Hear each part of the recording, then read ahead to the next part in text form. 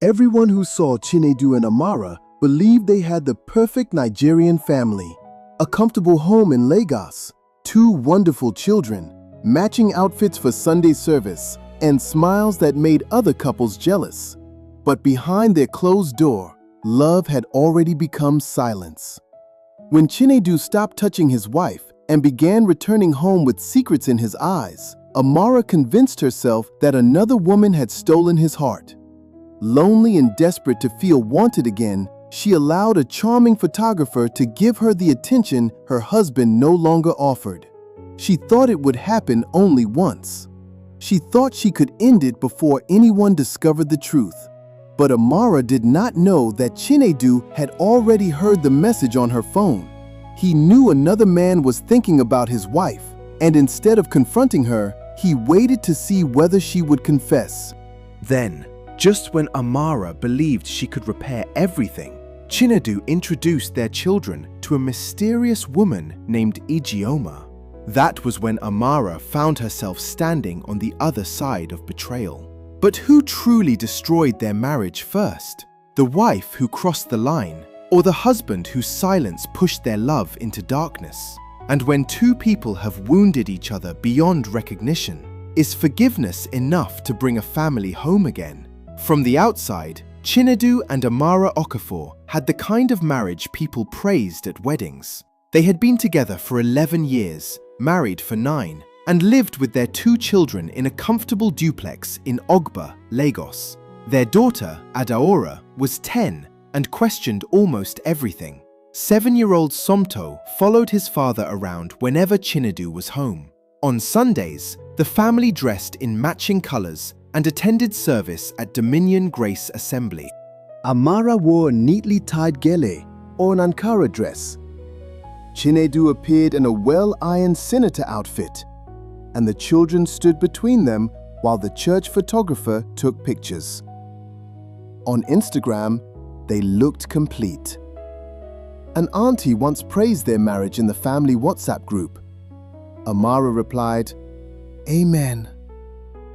She did not know how to explain that peace and silence were not always the same thing. Every weekday, she woke before 5, prepared breakfast, packed the children's lunch, and shouted reminders from the kitchen. "Adaora, where is your water bottle?" "Mummy, it is inside my bag." "Then why is it on the dining table?" Somto usually moved around half asleep, dragging his shoes as though Lagos itself had offended him. Chinedu once joined the morning confusion. He would steal fried plantain from the pan and make Amara chase him with a wooden spoon. But that version of him had slowly disappeared. Now he woke quietly, bathed, dressed, and left the bedroom smelling of aftershave and distance. Some mornings he drank half a cup of tea. On others, he claimed he was late. "Daddy, you didn't eat," Adora would say. "I will buy something on the road, ne?" He still kissed the children before leaving. He rarely touched his wife. At first, Amara blamed Lagos traffic. Chinedu worked as a project manager, facing delayed materials, angry contractors, and endless calls. But tiredness had a pattern. This was something else. Chinedu began returning late. He would greet the children, eat, and sit before the television without following the program. "How was work?" Amara would ask. "Fine." "Did the meeting with the Lekki client go well?" "We are handling it." "Chinedu, is there a problem?" He would rub his forehead. "Amara, I beg, not tonight. My head is full." She gave him space, believing a good wife should know when to let her husband breathe. The problem was that the space kept growing. It entered their bedroom and lay between them. It followed them to church. It sat at the dining table while the children talked about school. Even when the generator hummed outside and the house was quiet, Chinedu turned his back to her. If she moved closer, he became stiff. If she asked whether she had offended him, he said no. One night, after the children had gone to bed, Amara stood in front of him. "Look at me and tell me what is happening." "Nothing is happening. You no longer talk to me. Even when you are beside me, your mind is somewhere else. I am under pressure at work. You have always had pressure at work. This one is different." "Then tell me why." For one moment, fear crossed his face. Then it vanished. "There is nothing to discuss. Is there another woman?" His head snapped up. "What kind of question is that? A question from your wife. So because I am stressed, I must be cheating?" I asked. "I did not accuse you." "No, Amara, there is no woman. I am trying to keep many things together, and instead of giving me peace, you are questioning me." He walked into the bedroom, leaving her alone while the television continued speaking to nobody. What Chinedu did not tell her was that 3 months earlier, he had made the worst financial decision of his life. A contractor he trusted had invited him into a private housing project outside Lagos. The profits sounded certain, and the papers looked genuine. Chinedu invested nearly all the money he and Amara had saved toward buying land, then borrowed more when the contractor demanded one final payment.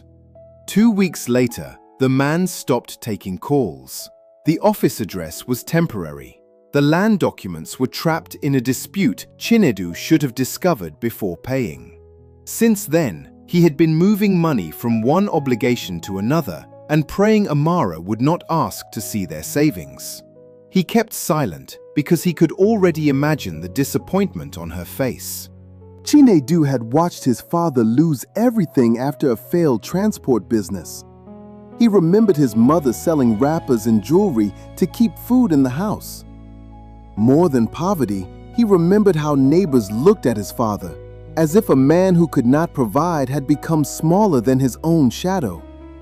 He had promised that his family would never see him that way, so he carried the truth alone. But shame rarely sits quietly inside a person. It came out as anger, silence, and distance. Amara knew none of this. All she knew was that the man who once called from traffic just to say he missed her now replied to her messages with, "Okay." She began to question herself. Had motherhood changed her too much? Had work made her boring? Was she no longer attractive? At 34, she was still beautiful. People told her so. But praise from strangers could not fill the place left empty by one man's indifference. At work, Amara was confident. She was an administrative coordinator at a logistics company in Ikeja, supervising schedules, vendors, and corporate events. Madam Solution, her manager called her. The name once made her proud. Lately, it reminded her that she could solve everybody's problems except her own. In August, the company began preparing for its 20th anniversary celebration. Management wanted photographs and video coverage for clients coming from Abuja, Port Harcourt, and Accra. That was how Kelechi entered Amara's life. He arrived on a Tuesday afternoon in a pale blue shirt with the sleeves rolled up.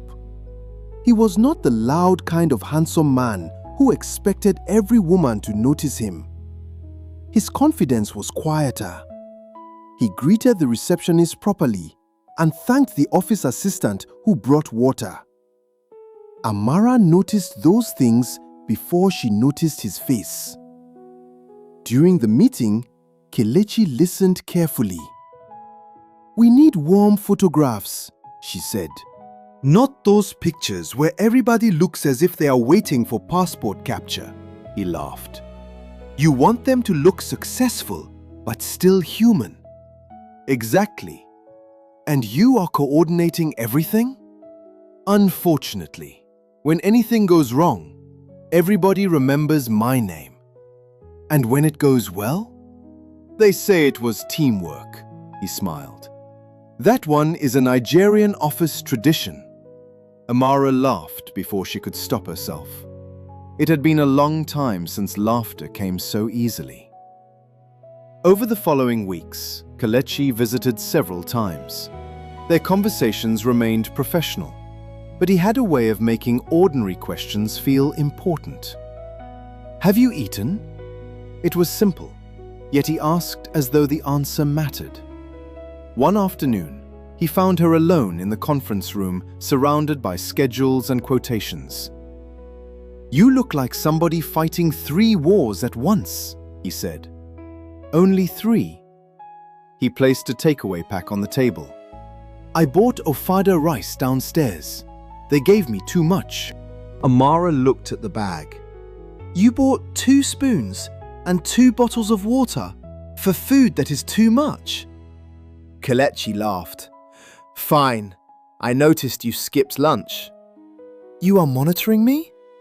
"No, but even Dangote eats." She shook her head but accepted the food. They ate while rain struck the windows. Kelechi told her about leaving Enugu for Lagos with 1 camera. Amara told him about Adaora's stubbornness and Somto's belief that every appliance could be repaired by hitting it twice. She did not speak about Chinedu. Still, when Kelechi asked whether her husband would attend the celebration, something in her expression changed. "He may be busy," she replied. Kelechi did not push. That restraint made her trust him.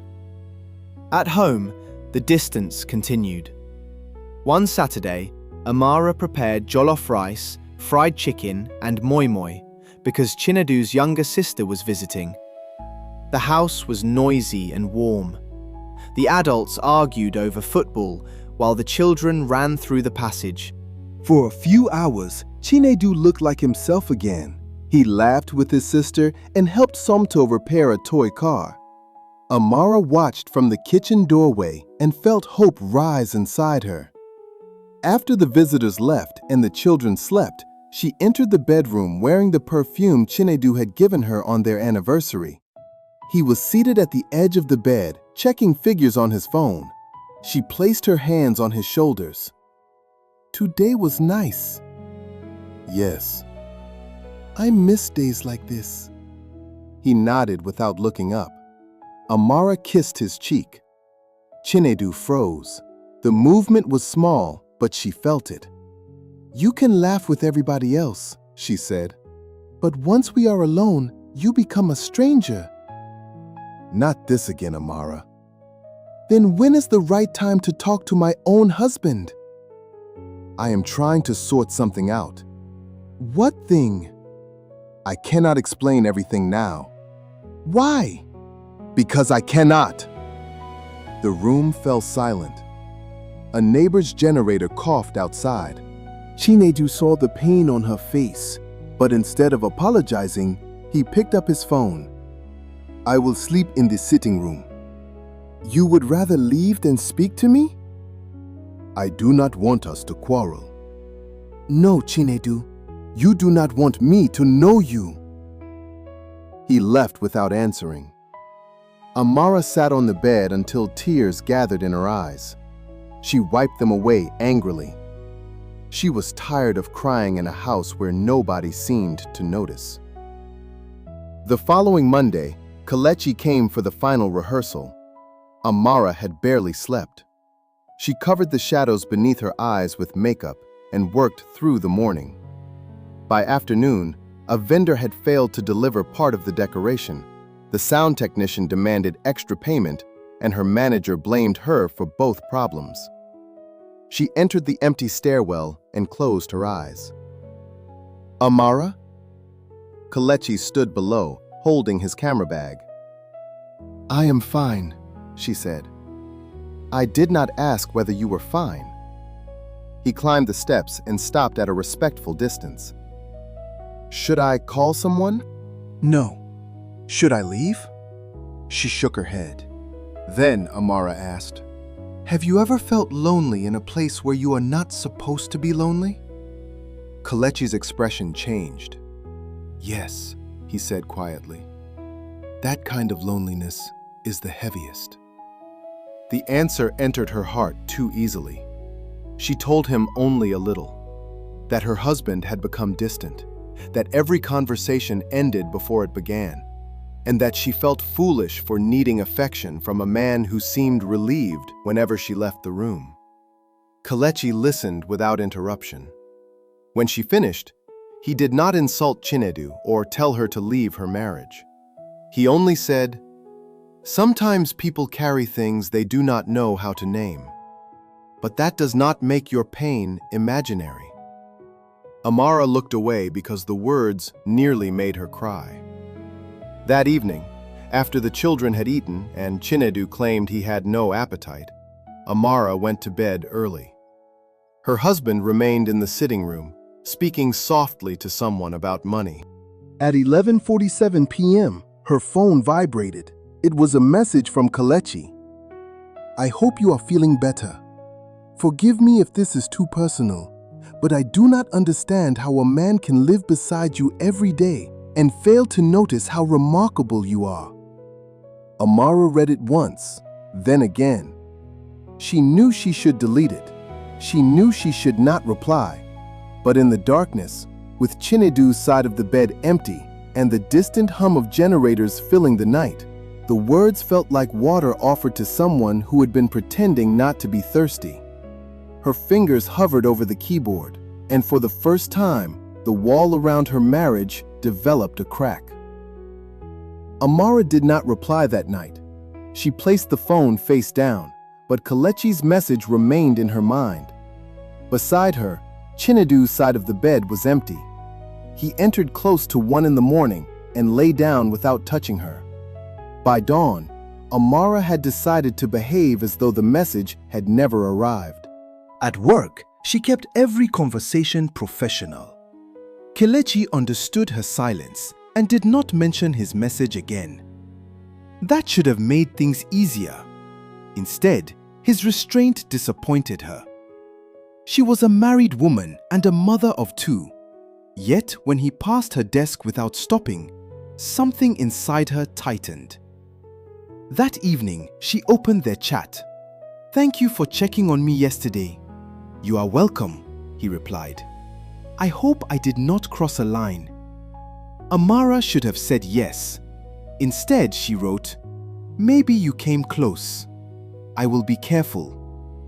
The conversation ended there, but a door had opened. Their messages remained harmless at first. He sent reminders about the company event. She asked about invoices. Sometimes he added a joke. Sometimes she replied after midnight. Then the messages changed. "Have you eaten? How was your day? Did Somto finish his school project?" No single question looked dangerous. That was what made the danger easy to ignore. At home, Chinedu became more withdrawn. He took calls outside and lowered his voice whenever Amara entered. Twice, she found him sitting alone after midnight, writing figures in a notebook. "What is going on?" she asked. "I am handling it." "Handling what?" Chinedu closed the notebook. "Must every matter become an interrogation? You are making me feel like a stranger in my own house. And you are making the house feel like another office." The words landed hard. Chinedu carried the notebook away and slept in the sitting room again. The next day, Kelechi took one look at her face and asked, "Bad morning?" During lunch, they shared meat pies in a small meeting room while the generator rattled outside. Amara told herself she was only talking to a friend. She described Chinedu's silence and admitted she sometimes wondered whether he still loved her. "Maybe he is carrying something heavy," Kelechi said. "Then why must I suffer for it?" "You sound like somebody who has not been heard for a long time." The words almost made her cry. That evening, Kelechi sent her a photograph from the test shoot. She stood near the stage, unaware of the camera. "You make stress look elegant," he wrote. Amara laughed aloud. Adora, doing homework beside her, looked up. "Mummy, what is funny?" "Something from work." Daddy said phones are not allowed during homework. Amara quickly locked the screen. Later, she deleted the photograph, then restored it. The company anniversary arrived on a humid Friday evening. The hall in Ikeja was decorated in gold and cream. High-life music played while waiters moved between tables with small chops and peppered chicken. Amara wore a deep green dress with subtle embroidery.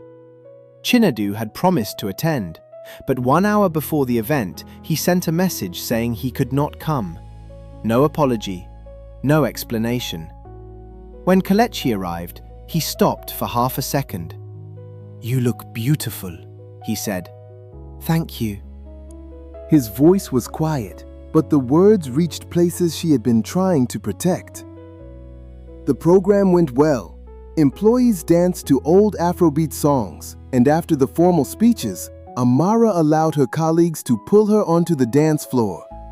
For a few minutes, she forgot the emptiness waiting at home. From the edge of the crowd, Kelechi smiled at her. Amara returned the smile before looking away. Near midnight, heavy rain began. Within minutes, brown water covered parts of the car park. Amara's ride canceled because of flooding near Maryland.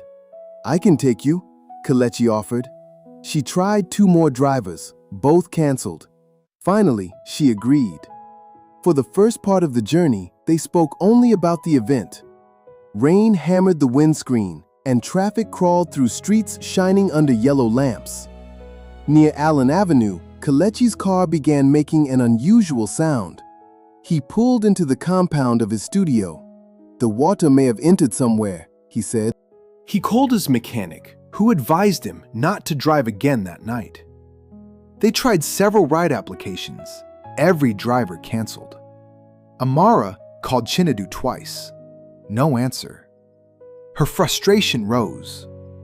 "My husband cannot even pick his phone." "Maybe he is asleep," Kelechi said. "He is not even home." Amara sat on the small sofa and looked at the rain. "If he called now, I would still pretend everything was fine." "Why?" "Because I am tired of begging somebody to care." Kelechi sat opposite her, leaving space between them. "Amara, I do not want to take advantage of what you are feeling." The words exposed what neither of them had spoken aloud. She looked at him. "And what exactly am I feeling?" He held her gaze, then looked away. "You are married." "I know, and I have been trying to remember it every time you walk into a room." The air changed. "Then you should not have sent that message," Amara said. "I know. You should not make me feel seen when I am trying not to need it." Kelechi stood and moved toward the window. "I am sorry." Amara rose to leave, though she had nowhere to go. As she passed, he lightly touched her wrist. The touch lasted only a moment. Amara should have pulled away. Instead, she stopped. Kelechi released her immediately. "Forgive me." She turned toward him. When he leaned closer, he paused, giving her time to step back. Amara could hear the rain, the hum of the inverter, and her own breathing. Then she closed the distance herself. The kiss was brief and uncertain. When she understood what she was doing, she pushed against his chest. "No, this is wrong." "You are right." She walked toward the door, then stopped. She thought of Chinedu turning away from her night after night, of every question he refused to answer and every touch he avoided. None of those things made this right. But pain has a way of presenting temptation as comfort. When Amara turned back, Kelechi was still standing where she had left him. That second choice was the one she would remember most. Later, Amara sat alone in the studio washroom, pressing a cold hand against her forehead. There had been no force and no confusion about what had happened. She had crossed the line herself. When she emerged, Kelechi's face carried concern rather than triumph. Amara, do not say anything. A driver finally accepted the trip. Before she entered the car, Kelechi said, "What happened tonight was not a game to me." "It must never happen again," Amara replied. She closed the door before he could answer. She reached home shortly before 4. Chinedu was asleep on the sitting room sofa, still wearing his clothes. A notebook lay open on the floor beside him. For one painful second, Amara wanted to wake him and confess everything. Instead, she covered him with a light blanket. Then she went into the bathroom and cried beneath the shower so nobody would hear. The next morning, she prepared akara and pap for the children. Adora complained that Somto had taken the larger portion. Somto spilled pap on the table. Chinedu sat with his phone, looking exhausted. Nobody knew that Amara felt as though she was standing inside the ruins of her own life. Chinedu glanced at her. "You came in late." "The rain was terrible." "Why did you not call?" "I did." He checked his phone and saw the missed calls. "I was tired." Amara nearly laughed. Instead, she said, "It is fine." For the next week, she avoided Kelechi, deleted his messages, and asked a colleague to handle the remaining documents. She prayed, came home early, and tried to become a better wife.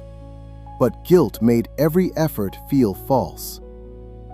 One Friday afternoon, Kelechi came to the office. Amara led him into an empty conference room but kept her distance.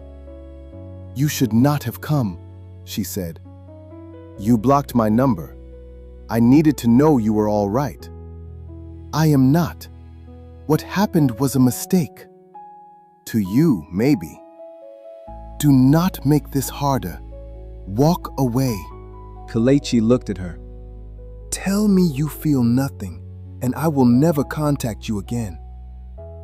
Amara opened her mouth, but no words came. "I know you love your children," he said. "I know you are married, but when you are with me, you do not look invisible. Please stop." After a long silence, Kelechi said, "I am in love with you." The words were everything she had wanted to hear and everything she should have feared. Amara asked him to leave. For 3 days, they did not speak. Then Chinedu canceled a family outing without explanation. Adaora cried, and Somto waited by the window in his shoes for a father who had already left. Amara took the children out alone. They ate suya and ice cream and took photographs beneath the trees. She smiled for them, but inside she felt abandoned. That night, after putting the children to bed, she opened the last message Kelechi had sent. "I meant what I said. I will not disturb you again." Amara stared at it for a long time. Then she replied, "I miss talking to you." His answer came almost immediately. "I miss you too." That was how the affair truly began. Not with the rain or the studio, but when Amara, fully aware of what had happened and what it could destroy, chose to open the door again. Their meetings were careful and infrequent at first, usually far from her office. Kelechi never demanded that she leave her family, making it easier for Amara to believe they could keep their lives separate. At home, she became skilled at lying. She blamed traffic, meetings, and last-minute work. She kept her phone on silent and deleted conversations before entering the compound. She bought small gifts for the children to soothe her conscience and became unusually patient with Chinedu. But secrets changed the person carrying them. Chinedu noticed her smiling at her screen. He noticed the new perfume, the unexplained overtime, and the energy she no longer had around him. One night, while Amara was in the kitchen, Kelechi sent a voice note. Her phone lay on the dining table. Chinedu saw his name appear on the screen. He watched Amara rush from the kitchen, pick up the phone, and turn it over. Their eyes met. "Who is Kelechi?" he asked. "A photographer we hired for the anniversary event." "Why is he messaging you at this hour?" "It is about work." "At 11:30? "People in creative work do not keep normal hours." Chinedu studied her face. "Amara, is there somebody else?" The question struck her with the weight of a stone. She could have ended the lies there. She could have confessed and accepted whatever followed. But fear spoke before truth found its voice.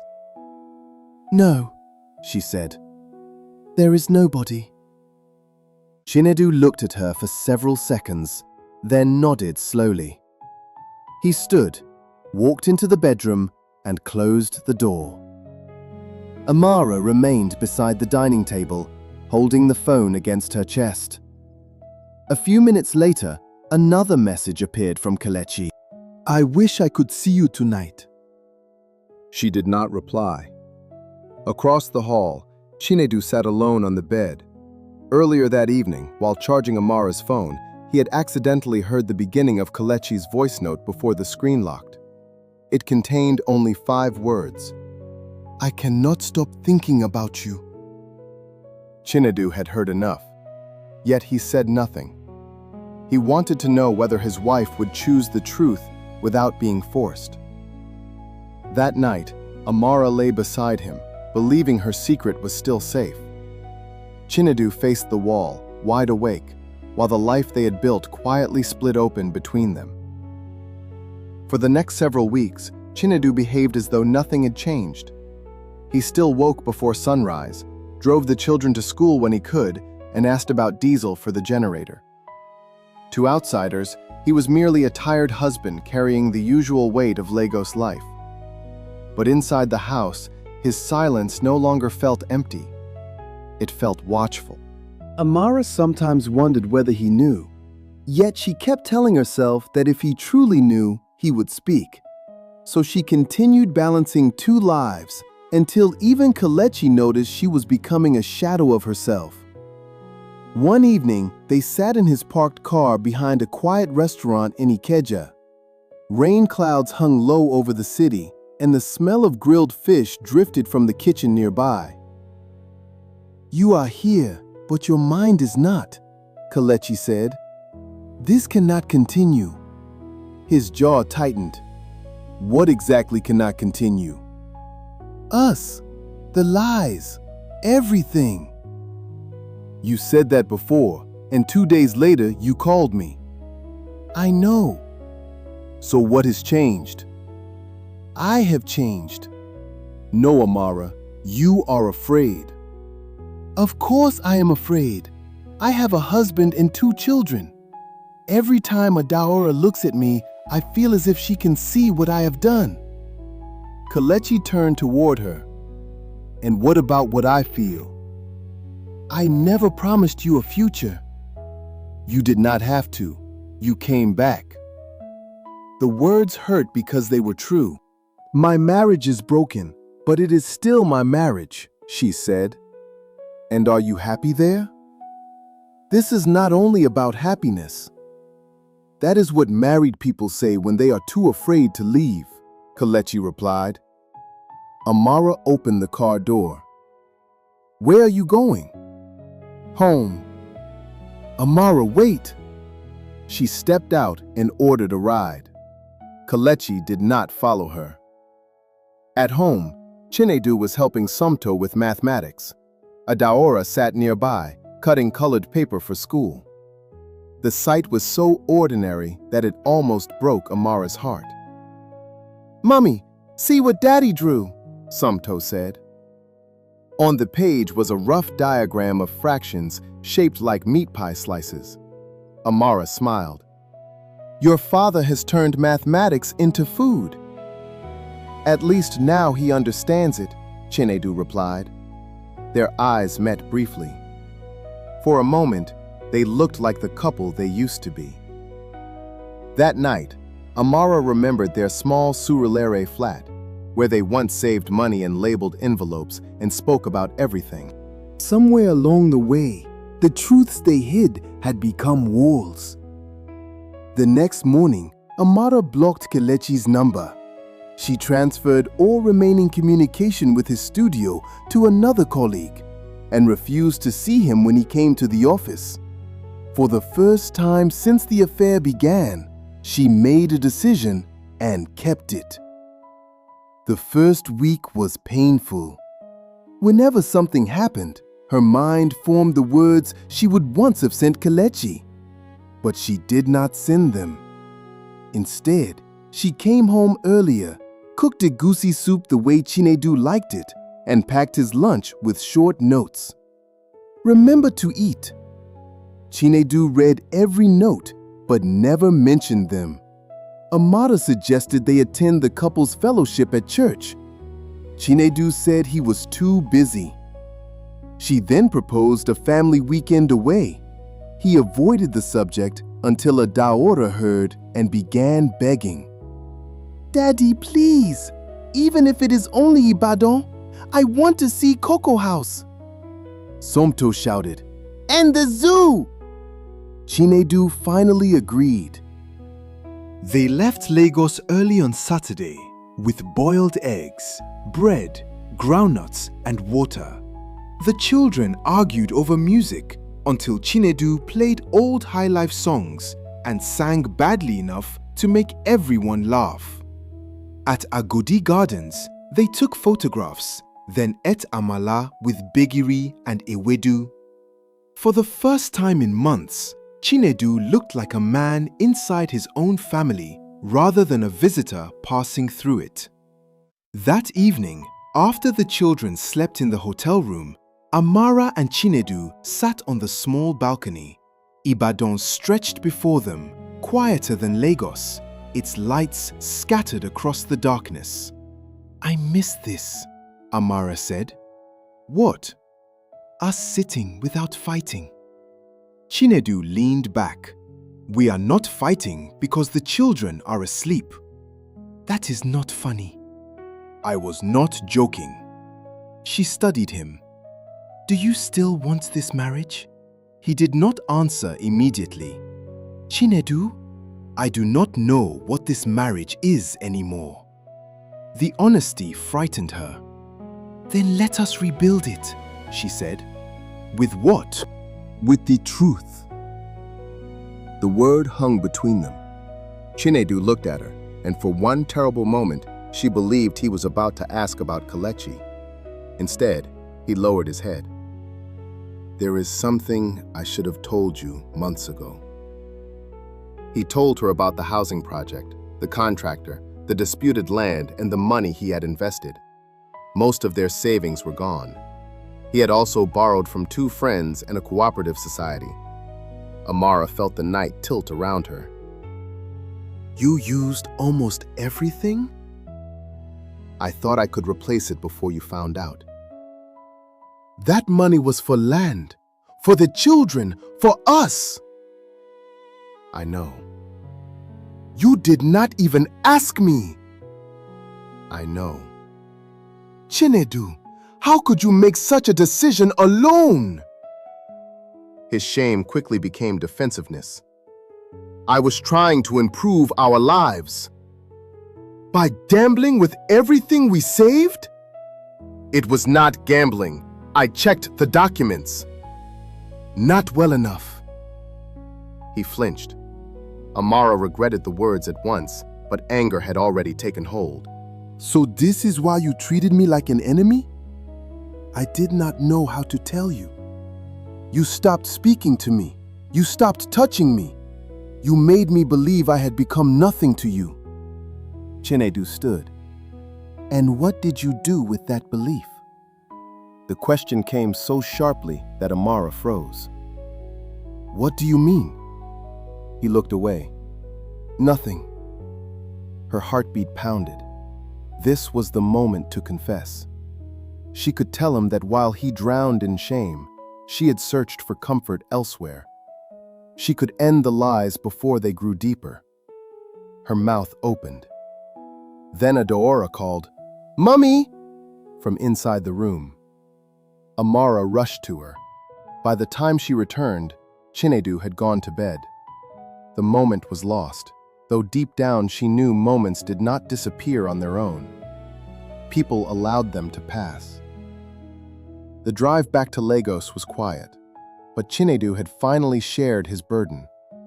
Amara reviewed their expenses, canceled a furniture purchase, and offered part of her bonus toward one loan. "You do not have to do that," he said. "It is our problem now." He looked at her with gratitude, or perhaps guilt. For several weeks, their marriage seemed to breathe again. Chinedu came home earlier, ate with the family, and slept in their bedroom. Sometimes he reached for Amara in his sleep, and she lay beneath his arm, comforted and ashamed. One Sunday after church, Adaora insisted on a family picture. Chinedu placed his hand on Amara's shoulder, and the small touch gave her hope.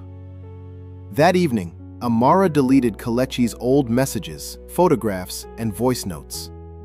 She told herself the worst was over. But Kelechi had not accepted her silence. He sent emails from unfamiliar addresses and once delivered white lilies without a card. Amara threw them away. Then, on a Wednesday evening, she returned home and found him across the road from her compound. Her body went cold. "I have been trying to reach you," Kelechi said. "You cannot come here. You disappeared. I ended it. You blocked me." That is not an ending. It is the only ending I can give you. His face hardened. After everything, you return to your husband and pretend I never existed? I am not pretending. I am ending what should never have started. You came to me too, Amara. I have not forgotten one day of it. A light came on in the neighboring house. Amara lowered her voice. Please leave. I love you. Do not say that here. It is true. It is also too late. Kelechi reached for her hand, but she pulled away, just as Mama Bisi, their neighbor, stepped through the side gate and stopped when she saw them. Amara, good evening, she said slowly. Good evening, Ma. Her eyes moved from Amara to Kelechi. Kelechi understood. Without another word, he walked to his car and drove away. Your friend? Mama Bisi asked. A vendor from work. At this time? He came about a payment issue. Mama Bisi nodded, but her face showed she did not believe her. Inside, Chinedu was watching television with the children. He looked up when Amara entered. You are late. Traffic. He nodded. Amara waited for another question, but none came. 2 days later, Chinedu sent the children to spend the weekend with his sister in Yaba. After they left, the house felt unnaturally quiet. Amara was in the kitchen when he called her name. He sat at the dining table. In front of him lay her old phone. Where did you get that? She asked. It was in the drawer. That phone is damaged. Not completely. He pushed it toward her. On the screen was a restored photograph of Amara and Kelechi sitting close together in his studio. It was not an intimate picture, but there was no mistaking the affection between them. Chinedu placed a small recorder beside the phone. I also saved the voice note from the night I asked you about him. Amara gripped the back of a chair. How long? He asked. She tried to speak. How long, Amara? It started after the company anniversary. His face remained calm, and that frightened her more than shouting. Did you love him? I was confused. That is not an answer. I thought I did. Chinedu looked down and gave a short, humorless laugh. It is over, Amara said quickly. I ended it. When? Before Ibadan. So while I was telling you that I had lost our savings, you were carrying this secret? Tears filled her eyes. I wanted to tell you. But you did not. I was afraid. I was afraid too. That is why I hid the money problem. I was wrong. But when I finally spoke, you stood there and said we should rebuild with truth. I am sorry. I asked you directly if there was another man. I know. You looked into my face and lied. Chinedu stood, and the chair scraped across the floor. I heard his voice that night, he said. I knew. I waited because I wanted to see whether my wife would choose honesty without being cornered. Please forgive me. I kept waiting. He went into the bedroom and pulled a travel bag from the wardrobe. Amara followed. Where are you going? He began packing. Chinedu, do not leave like this. How should I leave? We can talk. We can go to the pastor. We can get help. You had many chances to talk. I made a terrible mistake. No, a mistake happens once. You made choices, then built lies around them. Amara held his arm. Think about Adaora and Somto. Pain crossed his face. Do not use the children to hold me inside something you were willing to risk. She released him. Chinedu zipped the bag and lifted it. At the door, Amara stood in front of him. I love you. He looked at her for a long time. Maybe you do, he said quietly. But love without truth is only another kind of hunger. He stepped past her. Amara followed him to the sitting room, crying openly. Where will you go? To my brother's place. Will you come back? Chinedu opened the door, letting in the evening noise of traffic and a neighbor's television. I was not waiting for an excuse, Amara, he said. I was waiting for you to choose the truth. The door closed behind him. Amara stood alone beneath the family photograph from the previous Sunday. Chinedu's hand rested on her shoulder. Adaora and Somto smiled between them, unaware that their parents were standing on opposite sides of a secret. Amara sank to the floor. For months, she had feared that confession would destroy her marriage. Only now did she understand that the silence had destroyed it first. For the first 3 days after Chinedu left, Amara moved through the house like somebody whose body had forgotten where to stand. She woke before dawn, prepared the children for school, and answered every question with a calmness she did not feel. When Adaora asked why their father had not returned, Amara said he had gone to stay with Uncle Obina because of work pressure. Did you and Daddy quarrel? Adaora asked. Adults sometimes need space to settle matters. Will he come back? I hope so. That evening, Chinedu called the children, asked about school, and promised to visit on Saturday.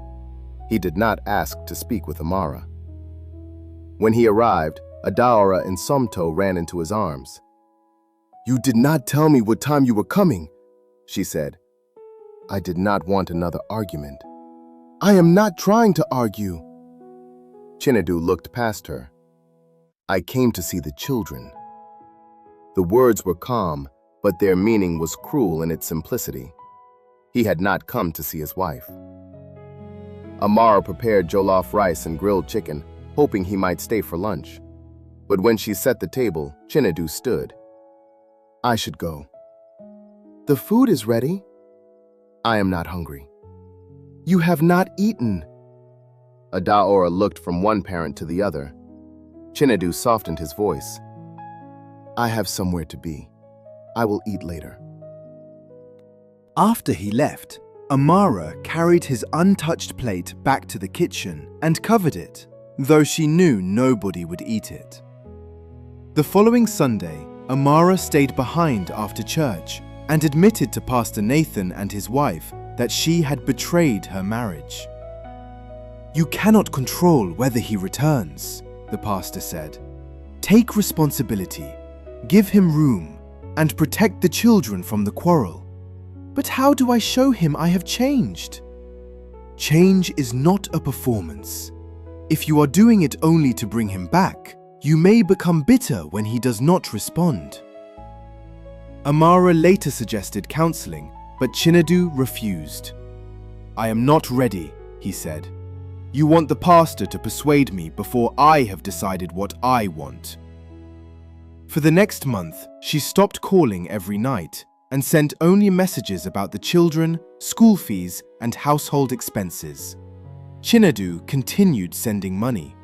Whatever had broken between him and Amara, he did not abandon his responsibilities as a father. But he refused to sleep in the house. He moved into a small apartment near his office in Maryland. When Amara learned the address, she sent him bitter leaf soup and rice through a dispatch rider. He returned the food and called her. "Please stop. I can feed myself." "I know. I did it because you are still my husband." "Do not make ordinary things carry meanings I have not agreed to." Amara cried after the call, but she did not send another meal. She focused on the children and work. She stopped checking Kelechi's blocked number. Once, she found an email from him in her spam folder. "I hope you are safe. I am sorry for the part I played." She deleted it without replying.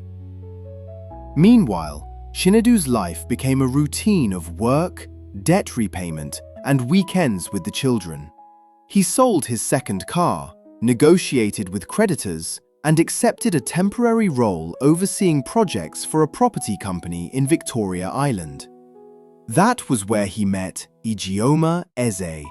She was 36, a senior accountant, and a widow. Her husband had died 4 years earlier, leaving her with a teenage daughter who lived mostly with Ijeoma's mother in Enugu.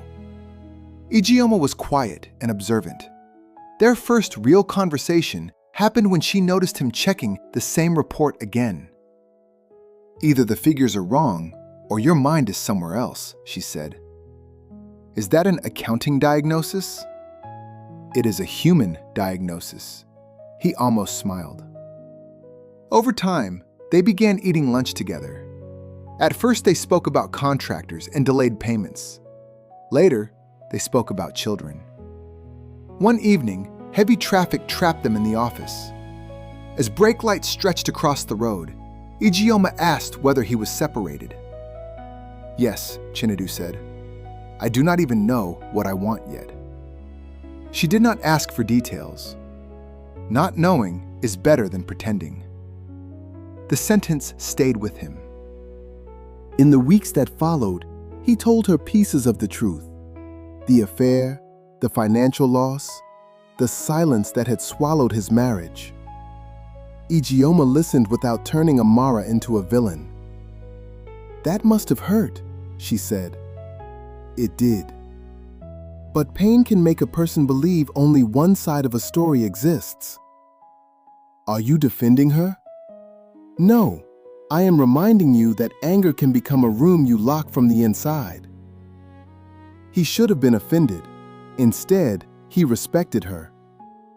At home, Amara sensed a change before she knew its name. Chinedu looked calmer. During visits, he laughed more easily with the children. He bought new shirts and changed his cologne. When his phone rang, he sometimes stepped away to answer. Amara told herself she had no right to question him. Still, jealousy arrived before reason. One Saturday, Chinedu took the children to a cultural festival at Freedom Park. When they returned, Adaora talked excitedly about dancers, drummers, and a woman named Auntie Ijeoma. "She bought me a book," Adaora said. Amara's hands went still. "Who is Auntie Ijeoma?" "Daddy's friend from work." Somto lifted a carved wooden whistle. "She bought this for me." Chinedu stood near the door. watching Amara's expression change. You took another woman out with our children? She met us there. By accident? No. The children fell silent. Not in front of them, Chinedu said. Amara sent them upstairs, then faced him.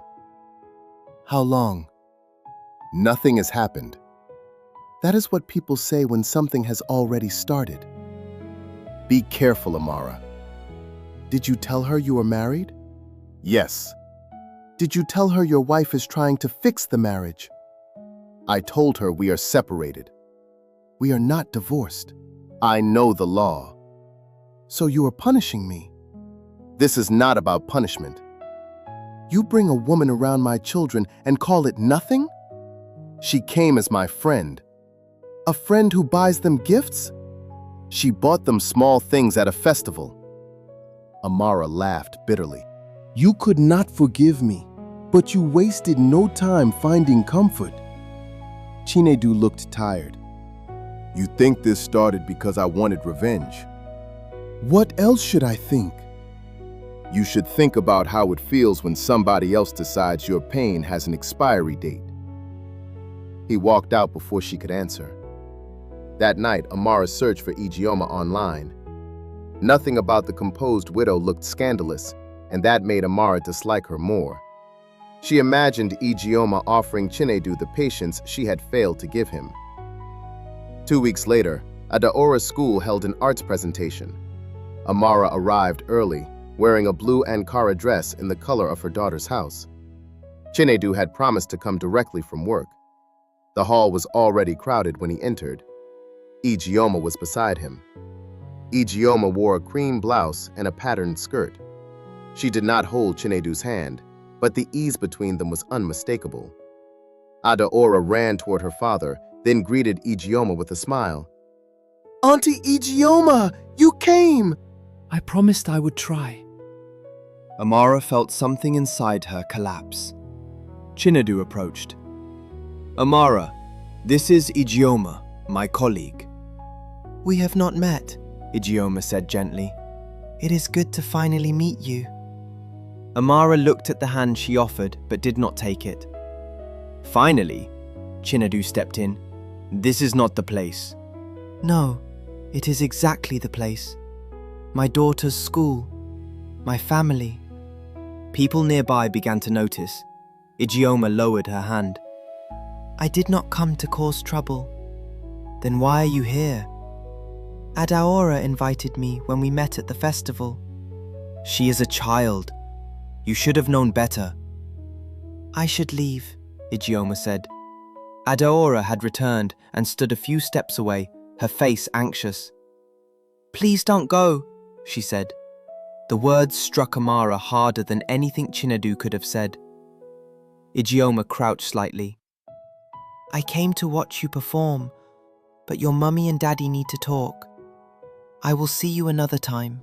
During the performance, Amara clapped and smiled whenever Adaora looked toward the audience, but her hands felt numb. Afterward, she confronted Chinedu near the car park. You humiliated me. I did not know Adaora had invited her until this morning. You still brought her. I thought we could behave like adults. Adults? You are still my husband. And you were still my wife when you chose Kelechi. The words silenced her.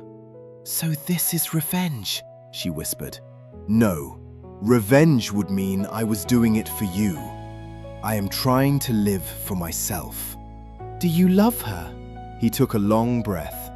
I do not know. That means yes. It means I am not ready to name it. Have you been with her? Not in the way you are asking. Amara turned away, ashamed of the relief she felt. She knows I am not ready for a relationship, Chinedu said. I am fighting for my family. No, you are fighting to put everything back exactly where it was, so you do not have to accept what has changed. For days, Amara saw Ijeoma everywhere. In Chinedu's calmer voice, in Adaora's new book, and in every call he answered away from her. One evening, Adaora found Amara sitting alone in the kitchen. "Mommy, are you angry with Auntie Ijeoma?" "Why do you ask?" "Because you looked at her as if she did something bad." Adaora sat opposite her. "She is nice, but you are my mummy." The reassurance was innocent, yet it showed how much the child already understood. "I know, my love." "Then why are you afraid?" "I am not afraid." Adaora lowered her eyes. "You are." After the children slept, Amara stood before the mirror. She remembered the nights Chinedu had wondered where she was, the lies she had spoken, and the fear he must have felt each time her phone lit up. Now she understood the cruelty of uncertainty. Knowing she had caused the same pain did not make her own pain smaller. It only removed the comfort of believing she was innocent. The next Sunday, she visited Chinedu's mother. Mama Chinedu served her malt and chin-chin and listened while Amara spoke through tears. "I have apologized. I ended everything. I am trying, Mama." The older woman sighed. "My daughter, apology is a seed. You cannot plant it today and dig up the ground tomorrow because you want to see whether it has grown." "So I should watch another woman take my husband?" "I did not say that." "She is already close to the children." "And you must be careful not to turn your children into soldiers." Amara looked away. "Two wounds shouting at each other will not become healing," Mama Chinedu said. Amara left without the comfort she had hoped to receive. That evening, Chinedu came to drop off the children and asked if they could speak outside. "Ijeoma has decided not to attend anything involving the children for now," he said. Amara felt a brief sense of victory. Then he added, "She did that because she does not want them caught between us, not because you drove her away." "Why are you defending her?" "Because you are treating her as the cause of a marriage that was already broken." "You are saying there is something between you?" "I am saying I care about her." The world seemed to narrow around Amara. "I did not plan it," he continued. "She was kind to me when I had become suspicious of every kind word." "And what am I supposed to do with that?" "I do not know." "You still love me?" A shadow moved across his face. "Love is not always enough to return to the same place." He walked to his car. From the upstairs window, Adaora called, "Mummy, why were you crying?" Dust entered my eye. Adaora was silent for a moment. Then she asked, "Why are you angry with Auntie Ijeoma if Daddy smiles when she is there?" Amara could not answer. The gate stood open before her, but for the first time she understood that the way back to her old life might no longer exist. Chinedu's message arrived on a Tuesday afternoon while Amara was reviewing transport invoices at work.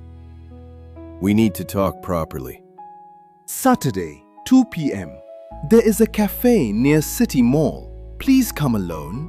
She read it several times. For weeks, every conversation between them had ended in coldness or silence. Yet the words, "talk properly," awakened hope. Amara spent the next 4 days rehearsing what she would say. She would admit what she had done with Kelechi and ask for one final chance. If he wanted counseling or months of patience, she would accept it. On Saturday, she told the children she had a meeting and asked her sister Neka to stay with them. "Is it about Daddy?" Adaora asked. "Yes." "Will he come home after?" "I do not know, my love." Adaora nodded with the seriousness of a child who had learned not to trust hopeful answers. Amara chose a simple wine-colored dress Chinedu once said made her look peaceful. She wore her wedding ring and the small gold earrings he had bought during their first anniversary. The cafe was quiet when she arrived. Chinedu sat at a corner table with 2 bottles of water before him. His face looked older than it had a year earlier. "Thank you for coming," he said. "I would always come if you asked." He glanced at her ring, then looked away. Outside the window, traffic moved along the road, and a hawker balanced packets of plantain chips on her head. "You said we should talk properly." Before Chinedu could answer, the cafe door opened. Ijeoma entered. Amara felt the blood drain from her face. She wore a modest navy dress. She paused when she saw Amara, then approached slowly. "What is she doing here?" Amara asked. "I asked her to come," Chinedu said. "No, you asked me to come alone." "I said you should come alone. I did not say I would." Ijeoma remained standing. "Amara, I am not here to insult you. You have already done enough by coming." "Please sit," Chinedu said. "I wanted all 3 of us to speak because I do not want more rumors, secret messages, or misunderstandings." "So this is an ambush?" "It is not," Ijeoma said. "If you want me to leave, I will." "Yes, leave," Chinedu shook his head. "No, we need clarity." The word irritated Amara. Clarity had become the language people used when they were preparing to hurt someone politely. Ijeoma sat beside Chinedu, leaving a careful distance between them. Amara noticed that he did not move away. "You invited your wife to meet your woman. Do not call her that." "What should I call her? Your colleague? Your friend? The person who makes you smile?" Ijeoma's expression remained controlled. "I understand that you are angry. You understand nothing about me." "You are right. I do not know everything you have lived through." "Then stay out of my marriage." Chinedu leaned forward. "Amara, our marriage is why we are here." Something in his voice frightened her. "I have decided that we should end it legally," he said. The cafe sounds seemed to disappear. Amara stared at him. "What did you say?" I want us to begin the process of ending the marriage. I also want us to agree on the children, school, visitation, and expenses, without turning it into war. She looked at Ijeoma. "So you have already planned everything?" "No," Ijeoma said. "I did not ask him to leave you, but you are here to enjoy the result." Chinedu's hand tightened around the bottle. "This decision is mine." "Since when?" "Since I understood that going back would not make me trust you again. I have changed. I believe you are trying to change." "Trying?" "I do not know what is inside your heart, Amara. That is the problem." Tears gathered in her eyes, but she refused to let them fall. "I ended everything with Kelechi. I confessed. I have done everything. I never asked you to cook for me, follow me, or send people to beg me. I was trying to save our family. You were trying to erase what happened. Every time I ask for space, you call it abandonment. Every time I say I am hurt, you remind me that I also became distant. You want your apology to return us to the day before the betrayal. That is not true." Amara turned toward Ijeoma. "And you sit there as if you are innocent. You entered the life of a married man." Ijeoma took a breath. "When I met Chinedu, he was living separately from you. He told me he was not ready for another relationship. And you waited like a patient woman?" "No, I tried to keep my distance, but feelings grew." "How convenient." "I am not proud of causing you pain," Ijeoma said, "but I did not create the wound between you." Amara laughed bitterly. That is what women like you always say. Chinedu's voice hardened. Enough. Ijeoma did not come here to be abused. And I came here for what? To be informed that my husband has replaced me? You were not replaced. That is easy for you to say while she sits beside you. Chinedu closed his eyes briefly. When I discovered Kelechi, I did not leave immediately because I wanted to understand whether there was anything left to save. I listened to you talk about truth in Ibadan while you still hid him from me. I watched you make plans for us while deleting messages behind my back. I was ashamed. So was I when I lost our money, but I eventually told you. And before you told me, you shut me out for months. You made me feel unwanted. You pushed me toward... Amara stopped. Chinedu's eyes hardened. Say it. You pushed me toward loneliness. No, Amara. I caused loneliness in our marriage. I accept that, but I did not push you into Kelechi's arms. That was your choice. The words landed with painful precision. For months, Amara had repeated the story differently in her mind. Chinedu had become cold. She had become lonely. Kelechi had arrived. One thing had led naturally to another, but Chinedu refused to let the sequence become an excuse. I was wrong too, he continued. I hid money matters. I treated you like an enemy because I was ashamed. I stopped being your partner before you stopped being faithful. But my wrong does not become the author of your wrong. Amara pressed her lips together. The worst part was not even that you were with him, Chinedu said. It was that you looked into my face and lied when I gave you the chance to tell me. Then you let me confess my own failure while you kept yours hidden. I was afraid you would leave. And I was afraid you would despise me because I had lost the money.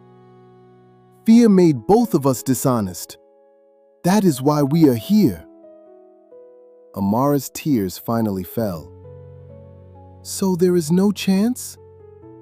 Chinedu's expression softened, but not enough to give her hope. I do not want to return to the marriage. Because you love her? He glanced at Ijeoma. I care deeply about her. Have you promised to marry her? No. Would you marry her?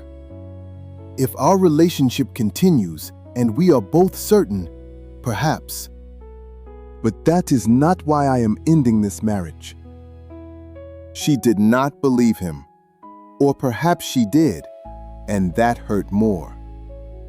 Ijeoma spoke quietly. Amara, I am not asking your children to call me mother. Whatever happens between Chinedu and me, you will always be their mother. Do not speak about my children. I am speaking because I do not want them to suffer. You think buying them books and smiling at school makes you good? No. Then what do you want from me? Nothing. Only that we do not use them to punish one another. The calmness in Ijeoma's voice made Amara feel wild and exposed. She stood so quickly that her chair struck the floor. You both planned this speech. Sit down, Chinedu said. No. You want to discuss visitation as if I am already a stranger in my own family. You are not a stranger. You are their mother. And your wife.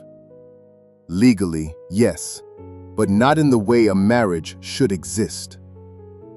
Humiliation burned through her. You should have spoken to me alone. I asked Ijeoma here because you have sent her messages and questioned the children about her. I wanted the secrecy to stop. Amara turned to Ijeoma. You showed him my messages? Yes. Of course. They were becoming hostile, Ijeoma said. I did not want to answer them. Amara remembered the messages she had sent late at night, some pleading and others angry. At the time, the words felt justified. Now they sounded like the voice of somebody she barely recognized. "I will not sign anything today," Amara said. "Nobody asked you to. We can involve lawyers and family elders. I want it done properly." "Properly," she repeated. "After everything. I am trying not to make it worse. You have already made it worse." She picked up her bag and walked out before her knees failed her. Outside, the afternoon heat struck her face. She had imagined the end of a marriage would come with shouting or one dramatic door closing forever. Instead, it had come over bottled water in a quiet cafe while her husband spoke carefully and another woman sat beside him. By the time Amara reached home, evening clouds had gathered. Nneka was in the sitting room with the children. One look at Amara's face told her everything. "Should I stay?" Nneka asked. "No, thank you." Adora came closer. "Did Daddy say when he is coming back?" Amara could not answer immediately.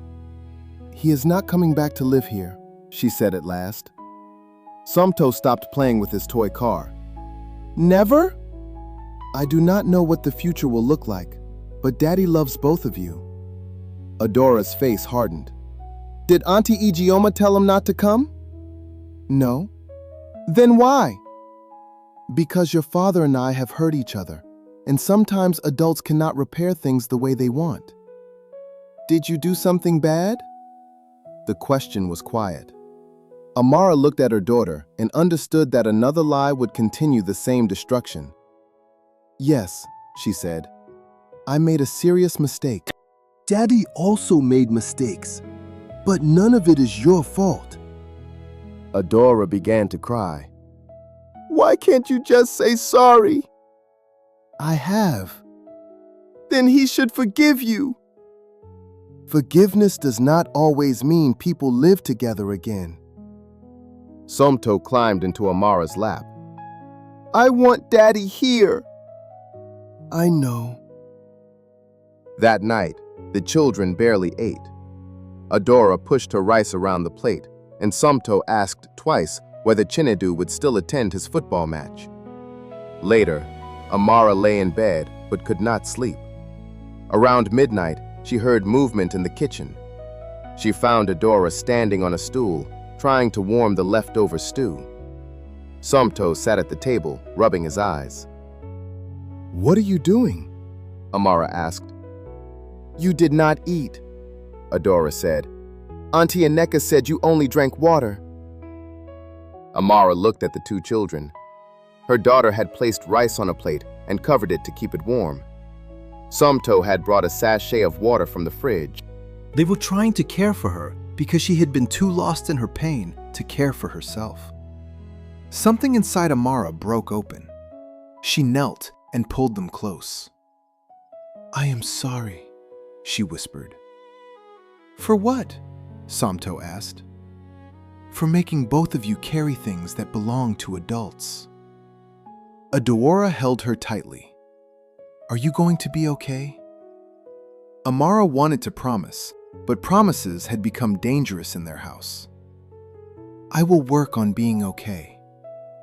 The next morning, she removed her wedding ring. She held it for a long time, remembering the small church hall where Chinedu had placed it on her finger. They had been younger, poorer, and certain that love would protect them from becoming people who could hurt one another. Amara did not throw it away.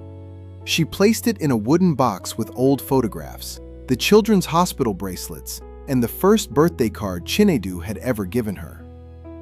Then she closed the lid. For the first time, she understood that fighting for a family was not always the same as fighting for a marriage. Sometimes, the bravest thing a parent could do was stop the battle before the children learned to call pain love. The weeks after Amara removed her wedding ring were not peaceful, but they were honest. She stopped calling Chinedu unless the matter concerned Adaora or Somto.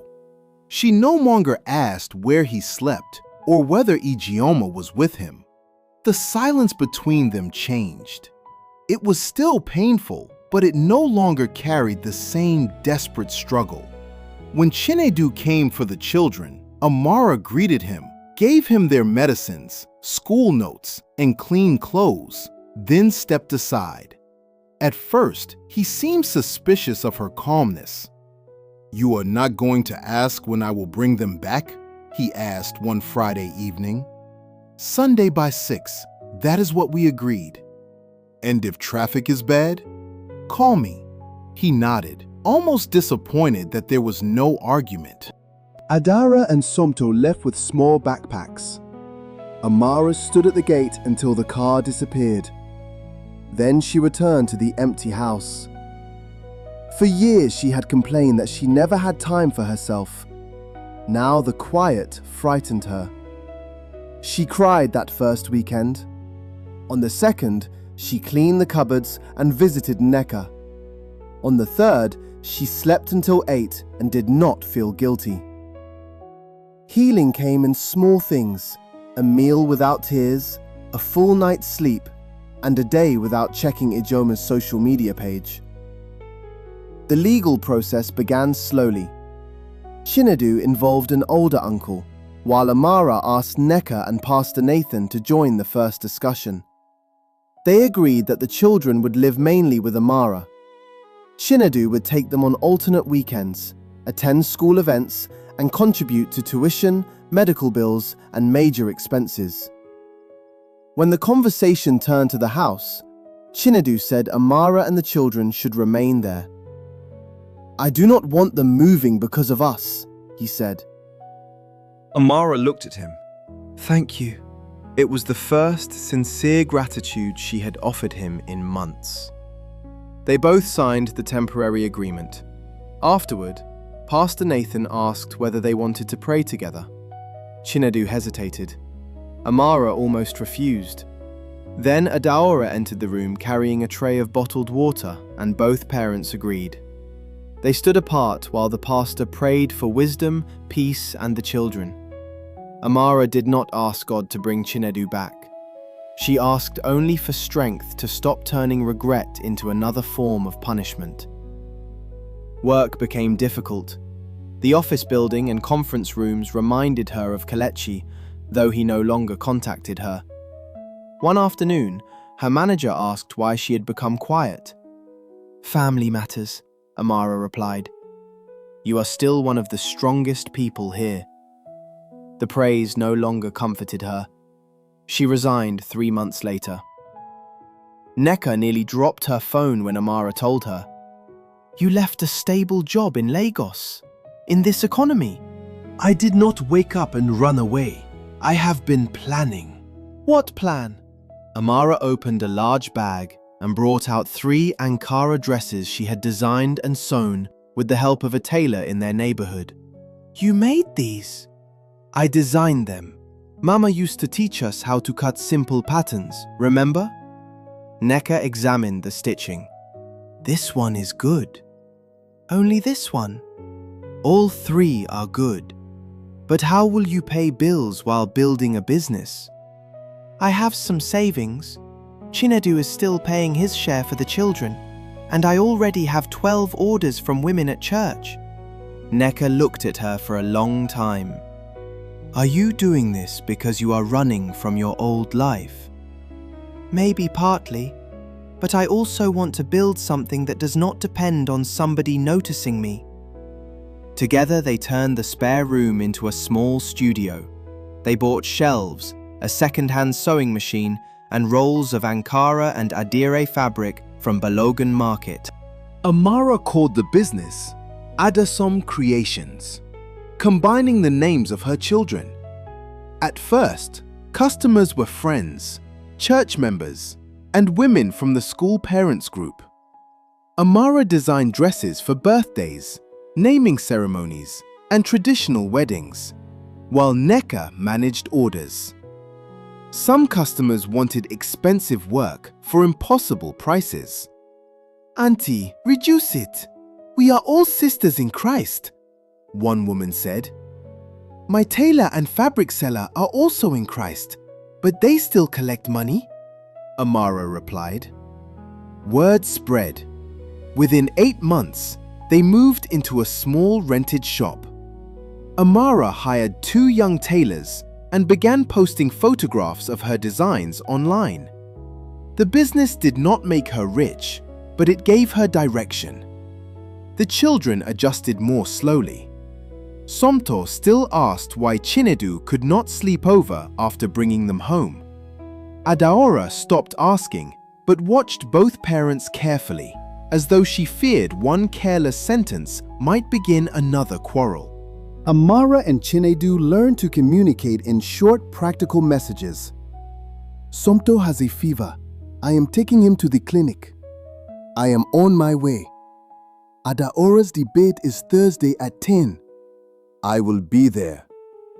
School fees have increased. I saw the circular. I will transfer my part. When Somto became ill, Chinedu spent the night in a hospital chair while Amara slept beside him. At dawn, she woke and saw Chinedu covering Somto's feet with a blanket. For a moment, memory played a cruel trick on her. She saw the young man who once carried Adaora through the rain when she was a baby. She saw the husband who brought Suya home after late work and ate with Amara in the kitchen.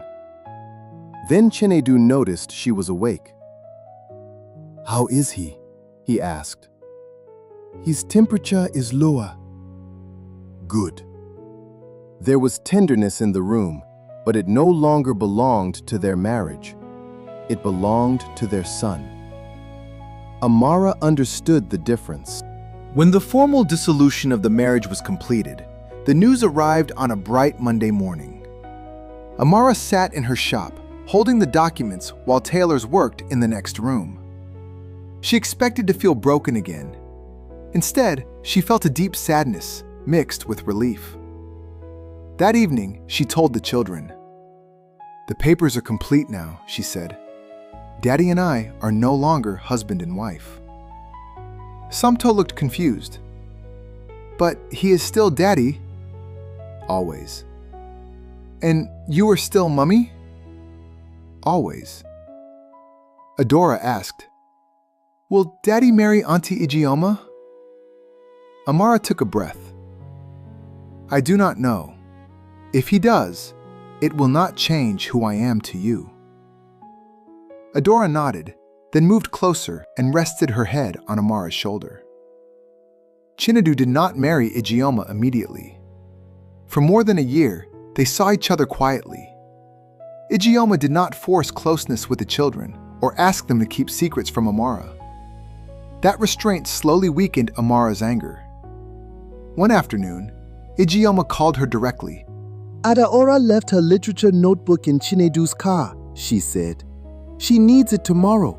I can send it by dispatch." "You can drop it with the security man."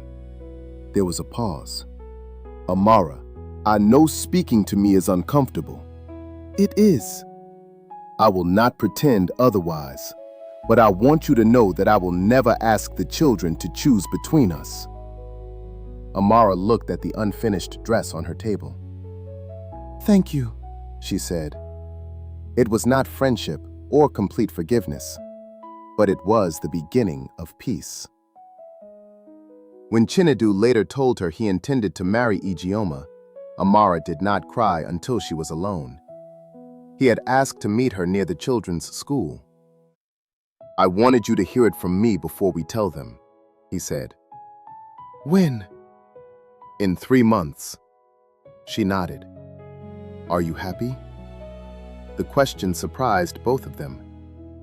"I am trying to be," he said. Amara looked at the man she had loved for more than a decade. He was familiar and distant at the same time.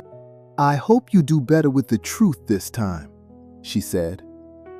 "So do I. And do not allow the children to hear about plans from other people." "I will not." That night, Amara cried for the future she once believed belonged to her. Then she washed her face, checked Adaora's homework, and finished a customer's wedding dress. Chinedu and Ijeoma had a small ceremony in Enugu. Adaora and Somto attended with their father's family. Amara helped them pack.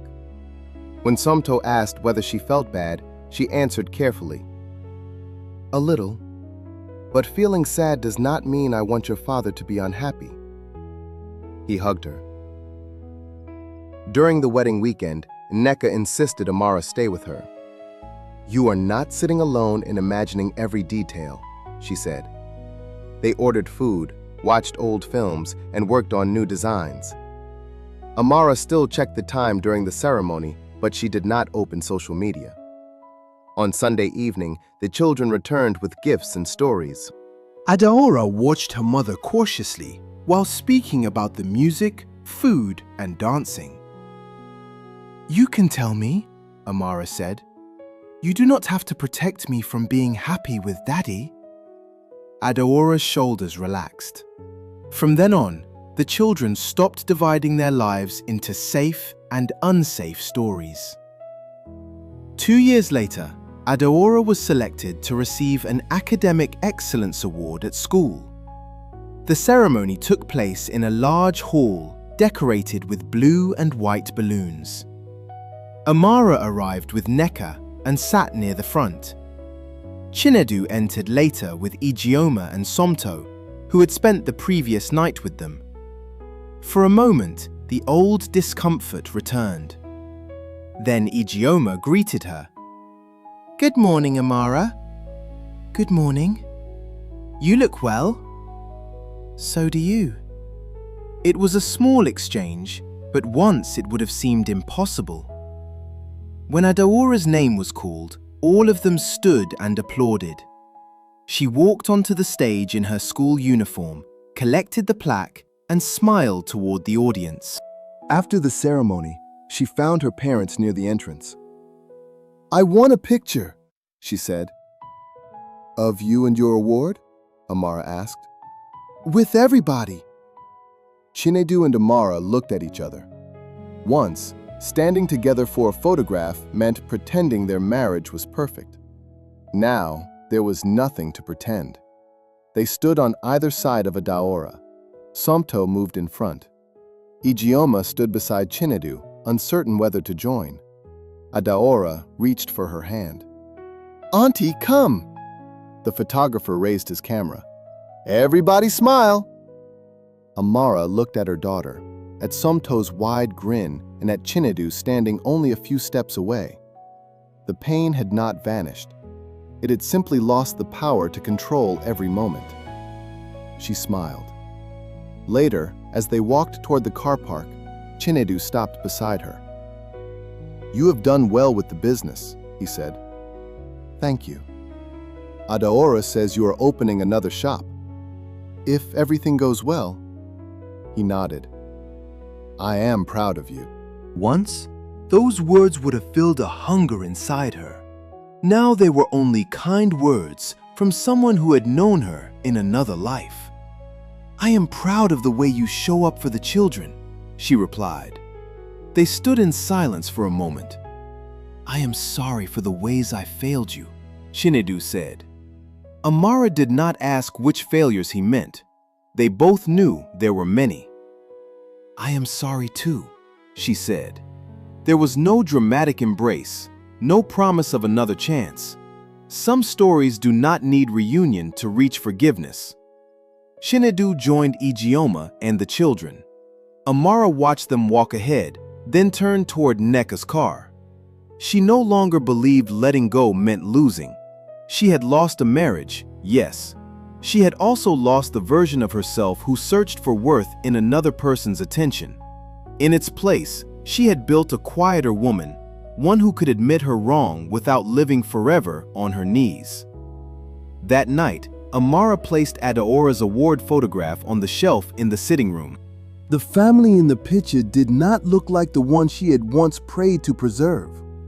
It was wider, more complicated, and marked by old mistakes. But the children were smiling without fear. Amara touched the frame and understood that sometimes a family does not survive by remaining under one roof. Sometimes it survives when the adults finally stop using love as a reason to hurt one another. She switched off the light and walked upstairs. The house was quiet. This time, the quiet did not feel like loneliness. It felt like peace.